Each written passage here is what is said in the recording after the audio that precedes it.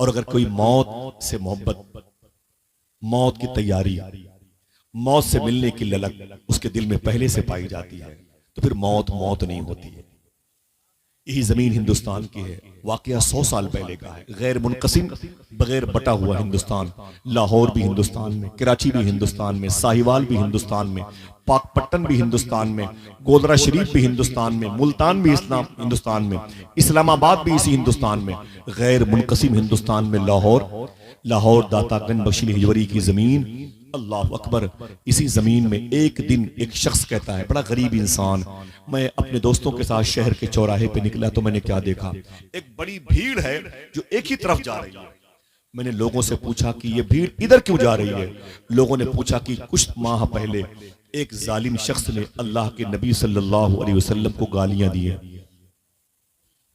حضور کی حرمت کو پامال کیا ہے، حضور کے دامن تقدس پر کیچڑ اٹھا لے ہیں۔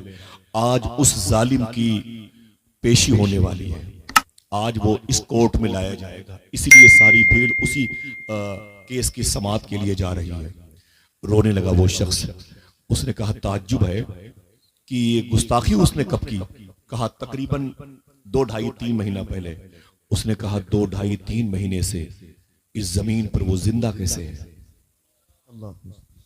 اور اگر وہ زندہ ہے تو پھر میں زندہ کیسے؟ کیا بات ہے بے شک۔ سمجھ رہے ہیں؟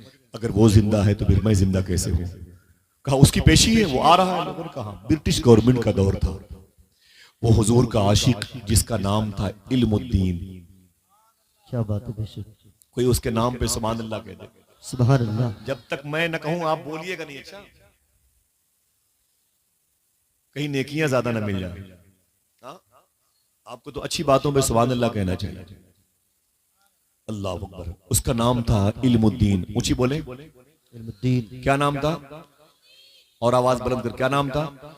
علم الدین نام تھا۔ وہ گھر چلا گیا، ایک چاقو لیا، اپنے کپڑوں میں چھپا کے رکھا، اور چاقو لے کر کے وہ اس کورٹ میں داخل ہوا، ایک کرسی پر بیٹھ گیا۔ جیسے اس ظالم توہین رسالت کا مرتکب جو تھا اس کی پیشی ہوئی، وہ کٹگرے کے اندر آیا نا، ویسے ہی علم الدین اچانک اپنی کرسی پہ کھڑا ہو گیا، ٹیبل پہ پہنچا، پھر دوسرے ٹیبل پہ اچھل کر کے اس کے قریب پہنچا، چاقو نکال کر کے اس کا سر اس کے جسم سے الگ کر دیا۔ اللہ، کیا بات ہے واہ۔ اللہ اکبر۔ برٹش گورنمنٹ کا دور تھا، پولیس ہنگامہ، کورٹ میں قتل، باپ رے باپ، بہت بڑا ہنگامہ ہوا، افراتفری مچ گئی۔ علم الدین کو گرفتار کر لیا گیا۔ علم الدین کو گرفتار کیا گیا تو کسی نے کہا کہ تم نے کیوں مارا؟ کہا دیر میں مارا ہے۔ کیا بات ہے بے شک، بے شک۔ درد اس بات کا ہے کہ اتنے دنوں تک یہ زندہ کیسے تھا؟ جس نے حضور کی توہین کی ہے وہ اس زمین پہ نہیں رہ سکتا۔ علم الدین کو قید کر لیا گیا، تاریخ پہ تاریخ پڑھتی چلی گئی، یقین تھا اسے پھانسی ہو جائے گی۔ علم الدین کے محلے کے بچے جو یہاں کھیل رہے ہیں نا، اتنی عمروں کے بچے علم الدین کے محلے میں، گاؤں میں، شہر میں چندہ کرنے لگے۔ وہ ایک دامن پھیلا کر کے چندہ کرتے تھے، اے لوگوں علم الدین کی رہائی کے لیے وکیل کو پیسے دینے ہیں، کچھ پیسے ہو تو دے دیجیے۔ کیا بات ہے بے شک۔ غازی علم الدین کے نام پر چندہ کرتے کرتے بچے اس کے دروازے پر آ گئے۔ غازی علم الدین کی بیوی گھر سے باہر نکل آئی روتے ہوئے، آپ کیا کر رہے ہیں میرے بچوں؟ تو بچوں نے کہا کہ مما آپ کے شوہر کی رہائی کے لیے پیسے اکٹھا کر رہا ہوں۔ رونے لگی غازی کی بیوی، اپنے کان کی بالی نکال کر کے اس میں ڈال دی۔ سبحان اللہ، سبحان میری اللہ۔ بہن سن، تو بھی تو ایک بہن ہے، اور میرے بھائی آپ سنیں، آپ بھی تو ایک انسان ہے، عاشق اور مومن ہونے کا دعویٰ کرتے ہیں۔ غازی علم الدین کی بیوی نے کان کی بالیاں اس تھیلے میں ڈال دی، اس کشکول میں ڈال دی، اور بولی اللہ آپ کو سلامت رکھے بچوں، تم نے میرے سہاگ کو سلامت رکھنے کی ٹھان لی ہے، تم میرے سر کے تاج کو جیل سے باہر نکلتے ہوئے دیکھنا چاہتے ہو، اللہ تمہارے گھروں کو سلامت رکھے۔ اچانک غازی علم الدین کی ماں پیچھے سے آ گئی، بولی یہ کیا ہو رہا ہے بیٹی؟ کہا کچھ نہیں امی جان، یہ بچے میرے شوہر کی رہائی چاہتے ہیں، یہ بچے میرے شوہر کو قید سے رہا کرنا چاہتے ہیں، اس لیے چندہ کر رہے ہیں، میں نے کان کی بالی دے دی ہے۔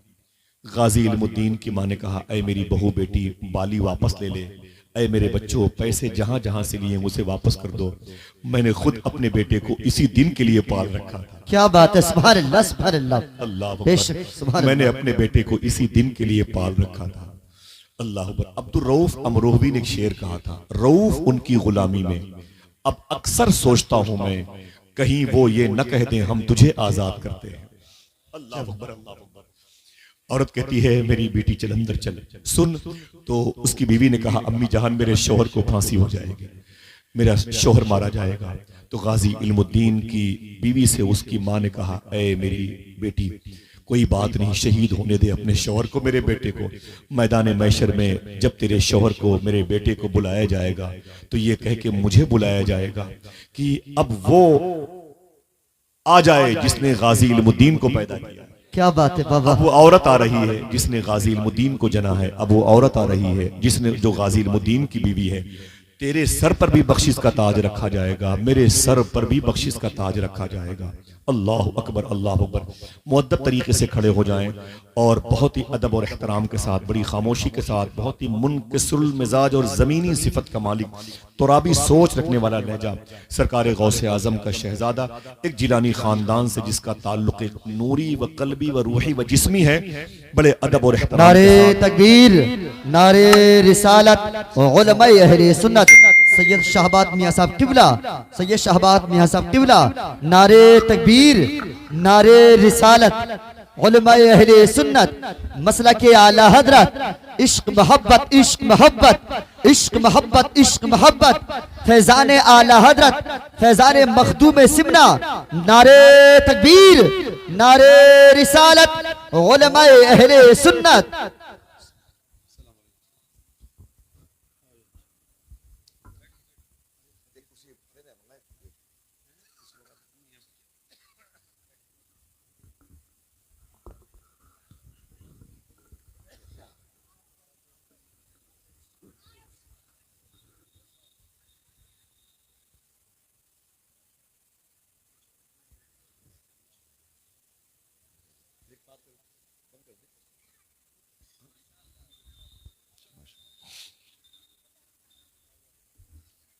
وہ آ گئے اب آپ سے جایا نہ جائے گا. کیا بات ہے. الحمدللہ رب العالمین.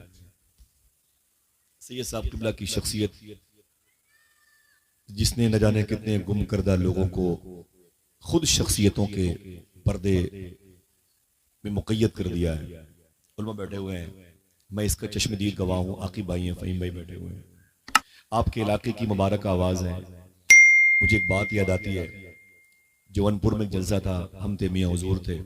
جلسے کے ختم ہونے کے بعد میں نماز نہیں پڑھی تھی عشاء کی, میں چلا گیا نماز پڑھ لے. میاں حضور کھانا کھا رہے تھے, ایک شخص میرے قریب بیٹھا تھا, تو میں نے کہا یہاں کیا کر رہے, ادھر جاؤ میاں بیٹھے ملاقات کر لے. تو اس نے کہا میں وہیں سے آیا ہوں. تو میں نے کہا یہاں کیا کرنے, رو رہا تھا. تو میں نے کہا روتے کیوں بھائی؟ تو اس نے معلوم ہے کیا کہا, اس نے کہا آصف بھائی میں ممبئی میں رہتا ہوں, میرا بڑا بزنس ہے, بڑا کاروبار ہے, اور پھر وہ جملہ کہتا ہے, ممبر پہ بول رہا ہوں, ان کے سینوں میں علم رسول, علم علی, علم رضا موجود ہے, اور اس مبارک وجود میں مخدوم کائنات کا لہو مبارک موجود ہے. میں اسے گواہ بنا کے کہتا ہوں. جاؤ بیٹے بیٹھ جاؤ, بیٹھ جاؤ, جاؤ ماشاءاللہ. اس نے کہا کہ آصف بھائی میں ممبئی میں رہتا, بڑے پیسے کماتا تھا, لیکن مجھے یاد نہیں ہے کہ میں نے کتنی ہزار شراب کی بوتلیں استعمال کی. وہ کہتا ہے مجھے یہ بھی یاد نہیں ہے میں نے کتنی لڑکیوں کی عزتیں لوٹی ہیں. وہ کہتا ہے مجھے یاد نہیں ہے میں نے زندگی میں کتنے گناہ کیے ہیں, مجھے یاد نہیں ہے. میری راتیں شراب و شباب میں گزرتی تھی. پھر وہ کہتا ہے لیکن ایک دن ایک جلسے میں نے حضور غوث پاک کے شہزادے مخدوم گرامی سید شباہت میاں شاہ صاحب قبلہ جنیٹا شریف کی میں نے تقریر سنی ہے. وہ کہتا ہے بس جس دن سے میں نے تقریر سنی ہے میری تقدیر ہی بدل گئی ہے. کیا بات ہے بے شک, سبحان اللہ.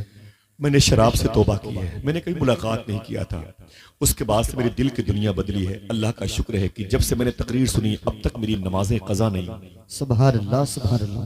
آج وہ دن یاد کرتا ہوں تو رونا آتا ہے. اللہ نے مجھ پر کرم کیا ہے, جس کی باتوں میں اتنا اثر ہے اس کے جد کریم سیدنا شیخ عبد القادر جیلانی کی ذات میں کتنا اثر ہوتا ہے. سبحان اللہ سبحان اللہ.